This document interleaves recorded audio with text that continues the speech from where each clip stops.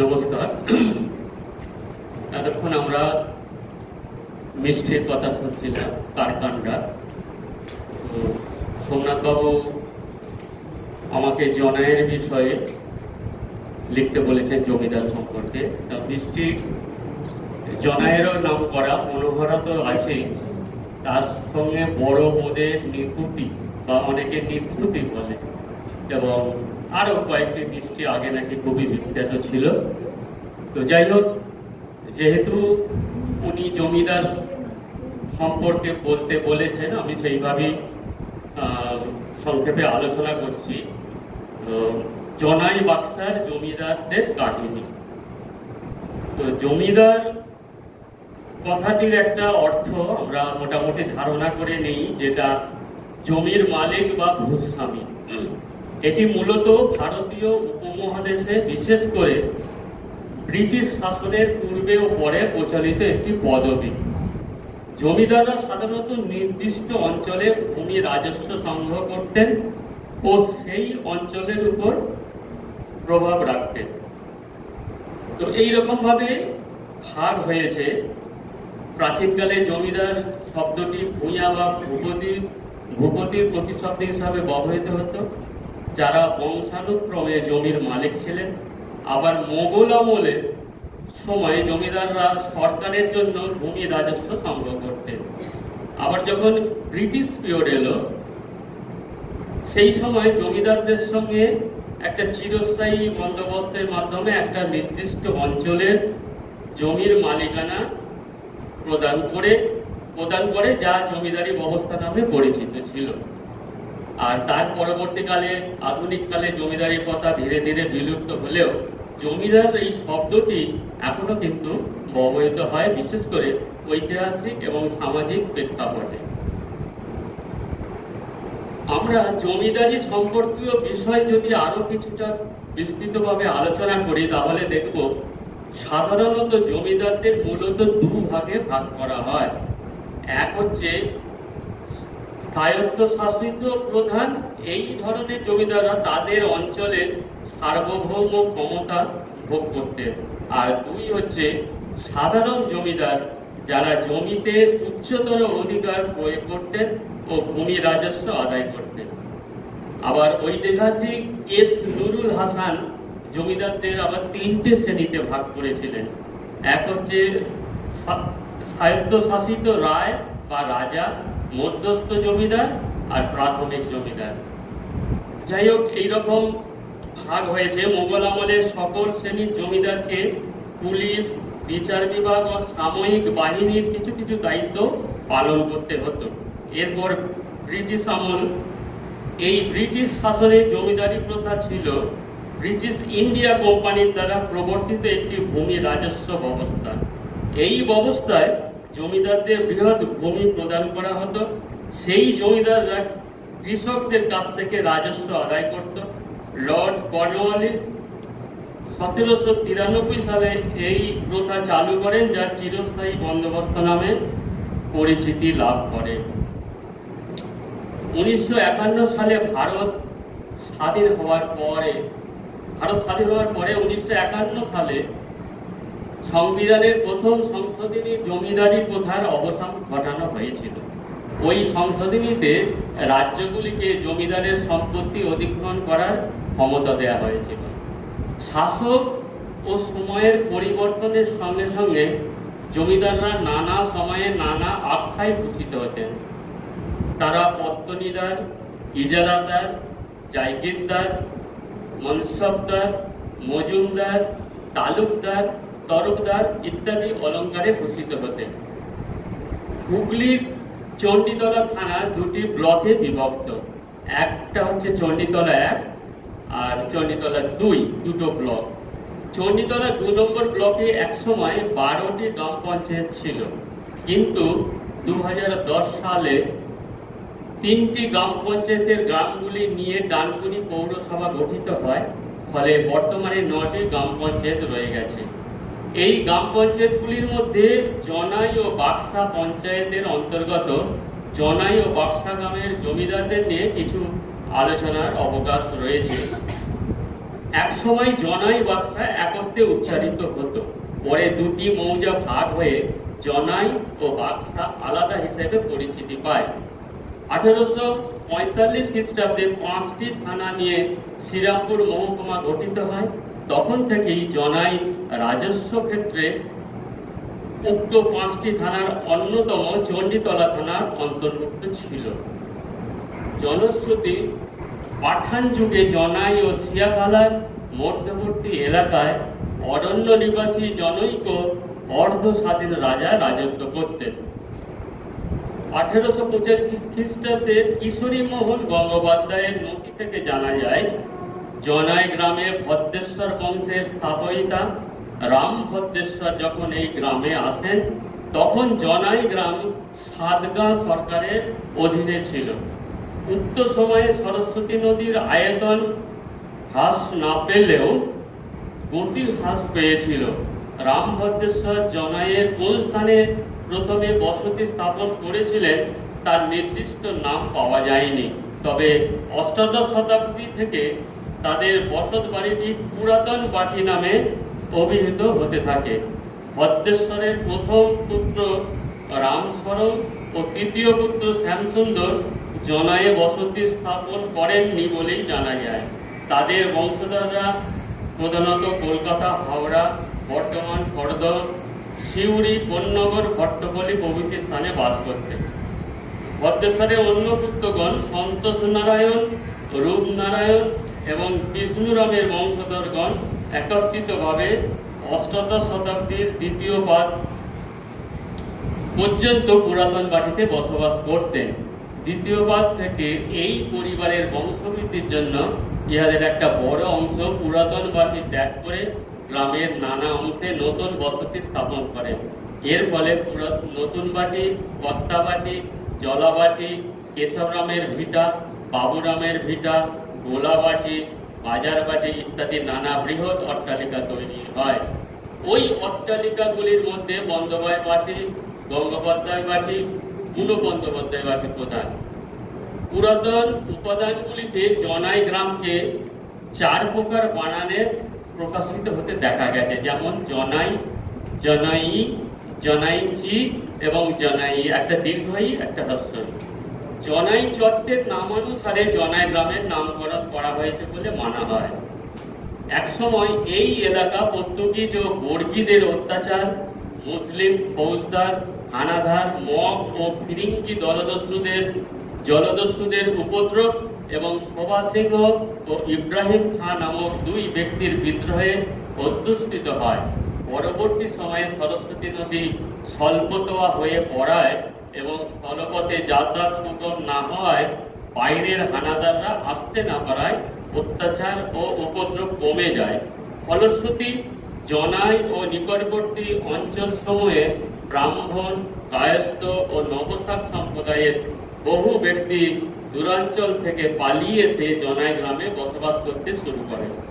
মোগল শক্তির অবসান ও ইংরেজ শক্তির অভ্যুত্থানের পূর্বে যে সকল ব্রাহ্মণকুল জনাই গ্রামে এসে বসবাস করতে শুরু করেছিলেন তাদের মধ্যে গঙ্গানন্দ বংশীয় ফুলিয়া মেলা, রামচন্দ্র সুত নন্দকিশোর মুখোপাধ্যায়, কামদেব বংশীয় খড়দহ মেলা, আনন্দীরাম পুত্র রামময় মুখোপাধ্যায়, বাৎসল্যবর্তীয় পণ্ডিত কুঁবর যদুনাথ চক্রবর্তী, নিধিরাম চক্রবর্তী, খড়দহ মেলায় নিত্যানন্দ মুখোপাধ্যায়, কামদেব বংশধর রাজারাম মুখোপাধ্যায় উল্লেখযোগ্য। জনাই বন্দ্যোপাধ্যায় বংশের পূর্বপুরুষ গোপীনাথ পুত্র রাজকিশোর বন্দ্যোপাধ্যায় ও ব্রজকিশোর বন্দ্যোপাধ্যায় এবং উহাদের বইমাত্র ভ্রাতা রামশঙ্কর বন্দ্যোপাধ্যায়, যাকে পুনঃ বন্দ্যোপাধ্যায়ের বাটি যিনি প্রতিষ্ঠা করেন, এর জনায়ে বসতি স্থাপন উপরিউক্ত সময়ই ঘটেছিল। সেকালে নামী ব্যবসায়ীদের মধ্যে জনায়ের কয়েকজন জমিদারের নাম পাওয়া যায়। তাদের মধ্যে জমিদার চন্দ্রকান্ত মুখোপাধ্যায়, জমিদার হরমোহন মুখোপাধ্যায় উল্লেখযোগ্য। জমিদার চন্দ্রকান্ত মুখোপাধ্যায় কলকাতায় 11টি ইউরোপীয় সদাগর অফিসের বেনিয়ানের পদে ছিলেন। তার বিশাল জমিদার বাড়ির পরিচালনা সহ ব্যবসায়ী দক্ষতার জন্য তৎকালীন সংবাদপত্রের শিরোনামে তাকে অ্যারিস্টোক্রেসিস ফার্স্ট স্টেপ টু বিজনেস বলে মন্তব্য করা হয়েছিল। তো এই জনাই গ্রামের পার্শ্ববর্তী বাক্সা, এই পার্বতী চন্দ্রকান্ত মুখোপাধ্যায়ের ছেলে পাশে গিয়ে বাক্সা গ্রামে একটি বিশাল এলাকায় বাড়ি তৈরি করেছিলেন, যাকে বলা হয় বাক্সা বাড়ি। এই জনাই মুখোপাধ্যায় সরে গিয়ে বিশাল, এবং সুনীতি চট্টোপাধ্যায় এখানে যখন এসেছিলেন উনি ওই বাড়িটিকে বাংলার তাজমহল বলে উল্লেখ করেছিলেন। বিশাল বাড়ি, প্রায় 248টি ঘর এবং চারদিকে জলাশয় দিয়ে ঘেরা। এটা খুব সুন্দর। তার আজ এখন কোনো চিহ্ন নেই। কিছুদিন আগে, বছর কুড়ি আগে পর্যন্ত ছিল, তারপরে সব প্রমোটারি ব্যবস্থায় সব শেষ হয়ে গেছে। যাই হোক, এই চন্দ্রকান্ত বাবুকে জনের গৌরব বলে এক সময় অভিহিত করা হতো। ঐশ্বর্য, বংশমর্যাদা ছাড়াও তার আদর্শ চরিত্র, সমাজজ্ঞান এবং নানা প্রতিভা ছিল। তিনি জনসাধারণের সংস্পর্শে থেকে বিচ্ছিন্ন হয়ে যাওয়ার ভয়ে রাজা উপাধি গ্রহণ করেননি। তার পুত্র পার্বতীচরণ জনাই এলাকার গৌরব ছিলেন। তার অসাধারণ জনপ্রিয়তা ছিল। জনাইয়ের আরেকজন ছিলেন, তিনি দেওয়ান রামজয় মুখোপাধ্যায়ের পুত্র কালীপ্রসাদ মুখোপাধ্যায়। তাকে রাজশ্রী নামে আখ্যা দেওয়া হয়েছিল। তাদের বসত বাটিটি রাজবাড়ি নামে এখনো আখ্যা দেওয়া হয়। অগাধ সম্পত্তির মালিক হয়েও তিনি সাধকের মতো জীবন কাটাতেন। তার জন্ম বেনারসে এবং তিনি বহুদিন ভাগলপুরে দেওয়ান ছিলেন। এবং এই বাড়িতে, যেটা রাজবাড়ি বলা হচ্ছে, এখানে কিন্তু বহু ছবি, তৎকালে সত্যজিৎ রায় থেকে শুরু করে বহু নামকরা পরিচালকের ছবি এখানে শুটিং হয়েছিল এবং এখনো সেই বাড়িটি আছে, তবে বেশ কিছু অংশ খসে গেছে। এরপরে হচ্ছে নতুন বাড়ি। নতুন বাড়ির প্রতিষ্ঠাতা জমিদার জগমোহন মুখোপাধ্যায়। তিনি 1779 খ্রিস্টাব্দে বিহারের দেওয়ান নিযুক্ত হন। বিভিন্ন জায়গায় জমিদারিত্ব পাওয়ায় তৎকালীন তার বার্ষিক আয় 12 লক্ষ মুদ্রারও অধিক ছিল বলে জানা যায়। তিনি খুবই কীর্তিমান লোক ছিলেন। তার দানশীলতায় গয়াবাসীরা তাকে গয়াসুর বলে আখ্যা দিয়েছিলেন। বিহারের ছাবড়ায় জগমোহন তালাও নামে একটা বড় পুকুর প্রতিষ্ঠা করেন। তিনি লর্ড ওয়ারেন হেস্টিং এর প্রিয়পাত্র ছিলেন।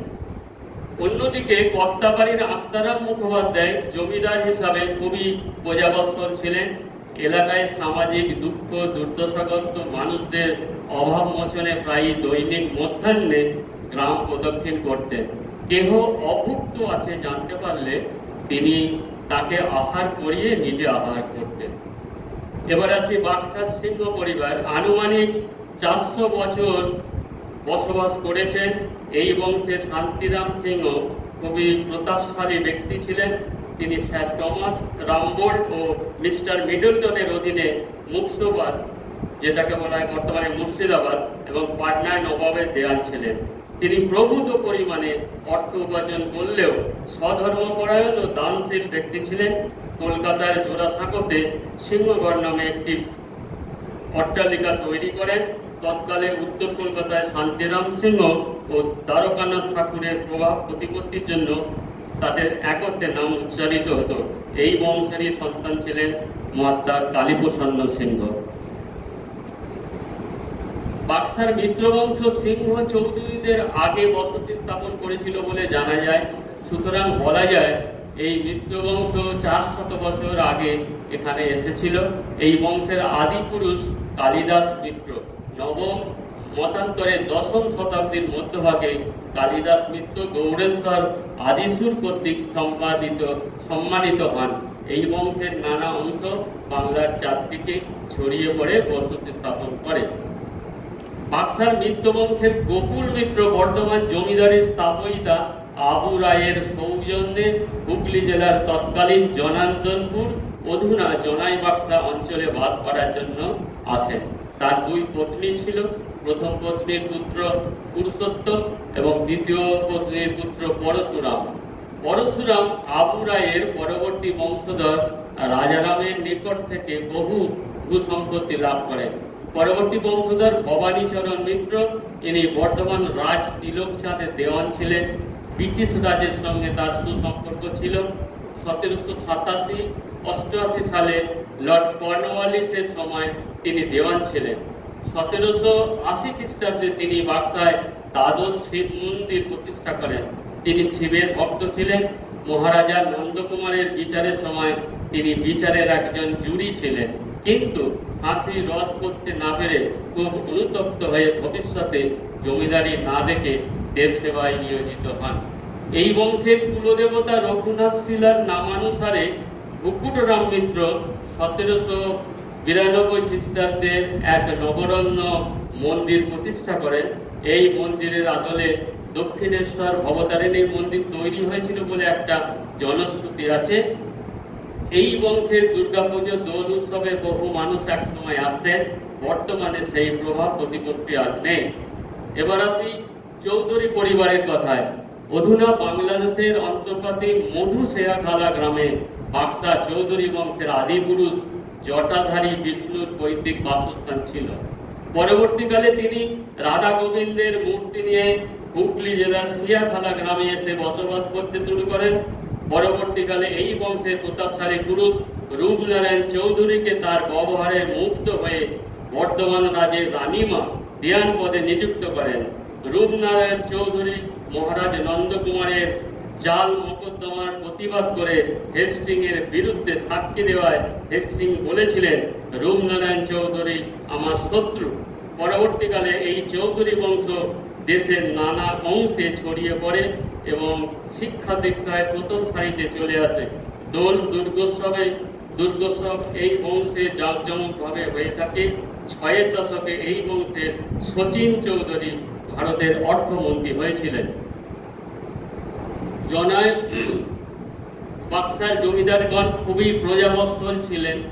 বিদ্যালয় প্রতিষ্ঠা, চিকিৎসালয় তৈরি, পাঠাগার প্রবর্তন, পানীয় জলের জন্য নানা জায়গায় পুষ্করণী খনন, দেবালয় প্রতিষ্ঠা, দান ধ্যান ইত্যাদি কাজে অনেকেই এগিয়ে এসেছিলেন।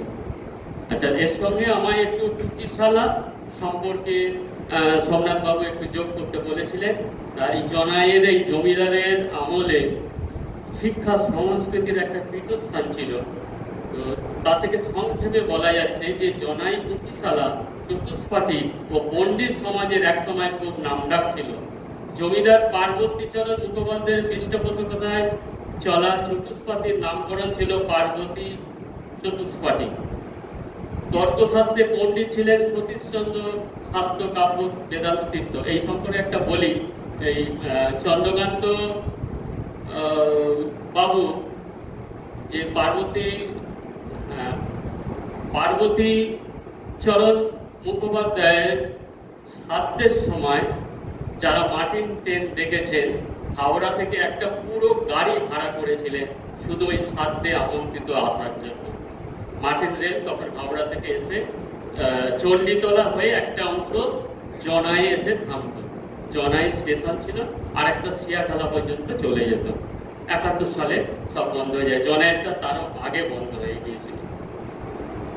তিনি চতুষ্পাঠীর অধ্যক্ষ ছিলেন দীর্ঘদিন। অধ্যাপক ডক্টর সুনীতি কুমার চট্টোপাধ্যায় এই চতুষ্পাঠী পরিদর্শনে এসে খুবই প্রশংসা করে যান 1946 খ্রিস্টাব্দে। তখন চতুষ্পাঠীর সম্পাদনায় ছিলেন জনাই ট্রেনিং হাই স্কুলের প্রধান শিক্ষক সুব্রত কুমার দিন্দা মহাশয়। অষ্টাদশ শতাব্দীর শেষ পাদ থেকে 19বিংশ শতাব্দীর দ্বিতীয় পাদ পর্যন্ত জনাইয়ের কয়েকটি পুঁথিশালার উল্লেখ পাওয়া যায় সেকালের জনাই গ্রন্থে। সেগুলির মধ্যে রাজা জগমোহন প্রসাদস্থ পুঁথিশালা, পণ্ডিত অভয়চরণ তর্কালঙ্কর প্রতিষ্ঠিত পুঁথিশালা, জগদীশ্বর বিদ্যানন্দের পুঁথিশালা উল্লেখযোগ্য। এই পুঁথিশালায় বিভিন্ন সময়ে পণ্ডিতগণের সমাগম হতো এবং শাস্ত্রাদি পাঠ ও আলোচনা চলত। তবে কালের নিয়মে ও শরিকদের অবহেলায় বহু মূল্যবান পুঁথি এবং শাস্ত্র নষ্ট হয়ে যায়। সেগুলির মধ্যে রঘুনন্দন, বাচস্পতি ও গোবিন্দনন্দের টিকা সম্বন্ধিত কয়েকটি পুঁথির নকল উল্লেখযোগ্য হিসাবে ছিল। আমি শুনেছি যে সংস্কৃত কলেজ থেকে এই শেষ হয়ে যাওয়ায় পুঁথিগুলো রিসার্চ করার জন্য এসেছিলেন জনাইয়ের জমিদার বংশে নিতে, কিন্তু তার শরীরেরা দেয়নি, পরবর্তীকালে নষ্ট হয়ে গেছে। আজকে কিন্তু ওগুলো থাকলে অনেকেই গবেষণা করতে পারতেন। একসময় জনাই এলাকায় বহু পণ্ডিত ও শাস্ত্রজ্ঞ মানুষ ছিলেন, যাদের নাম তখন খুবই প্রচারিত ছিল। জগমোহন পৌত্রী বিন্দুবাসিনী দেবী এবং জগমোহন ভাগিনীয় শিবপ্রসাদ গঙ্গোপাধ্যায়ের কন্যা হরিপ্রিয়া দেবী তৎকালে বেদান্তে অসাধারণ ব্যুৎপত্তি লাভ করেছিলেন। এগুলি সম্ভব হয়েছিল এই পুঁথিশালা সংরক্ষণের জন্য। পুরুষদের মধ্যে তৎকালে পণ্ডিত ও শাস্ত্রজ্ঞ হিসাবে যারা উল্লেখযোগ্য ছিলেন তারা হলেন উমানাথ ন্যায়রত্ন, ভগবতী বিদ্যাভূষণ, চন্দ্রকান্ত শিরোমণি, দুর্গাচরণ চূড়ামণি, যদুনাথ বিদ্যারত্ন, কেদারনাথ স্মৃতিতীর্থ, ভূতনাথ বিদ্যারত্ন, যদুনাথ সার্বভৌম, নন্দলাল স্মৃতিভূষণ, গোপীমোহন কাব্যতীর্থ, হরিচরণ শাস্ত্রী, অমূল্য রতন স্মৃতিরত্ন, জ্যোতিপ্রসাদ কাব্য সাংখ্য তীর্থ, সতীশচন্দ্র কাব্য বেদান্ত তীর্থ প্রমুখ। এই মোটামুটি জমিদারের বংশের কিছু ব্যক্তি আর তাদের পুঁথিশালা এবং তাদের যে চতুষ্পাঠী সম্পর্কে সংক্ষেপে বলা হলো। এবং এই তথ্যগুলো বিভিন্নভাবে আমরা মানুষের কাছ থেকেও পেয়েছি। এবং সেকালের জনাই রেণুপদ মুখোপাধ্যায় এনার একটা বই লিখেছিলেন, সে বই এখন আউট অফ ডেট। এবং চণ্ডীতলা রীতিবৃত্ত দ্বিতীয় খণ্ড যেটা প্রকাশ হতে চলেছে, তাতে সে থেকে সংগ্রহ করা হয়েছে। সকলকে নমস্কার।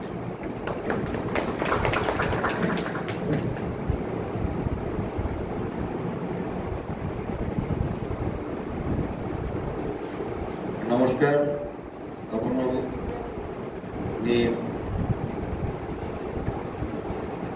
জনাই সম্পর্কে, জনাই জমিদার সম্পর্কে সুচিন্তিত বক্তব্য রাখলেন। আমরা এসডিএমটি পক্ষ থেকে সবাইকে জানাচ্ছি যে পুঁথি বিষয়ক কাজকর্মে আমরা উৎসাহী। আমরা ম্যানাস্ক্রিপ্টোলজি, প্যালিওগ্রাফি এবং কনজারভেশন অফ ম্যানাস্ক্রিপ্টস এর উপরে আমরা যে ইন্ডোলজি কোর্স করাই 32 ঘন্টার, তার একটা পার্ট হচ্ছে ম্যানাস্ক্রিপ্টোলজি, প্যালিওগ্রাফি অ্যান্ড কনজারভেশন অফ ম্যানাস্ক্রিপ্টস। আমারই ডিজাইন করা কোর্স এবং ন্যাশনাল মিশন ফর ম্যানাস্ক্রিপ্টস তারা হুগলি জেলা সংস্কৃত বিকাশ সমিতির উদ্যোগে 5 দিনের ওয়ার্কশপ আমাদের এখানে করেছিলেন।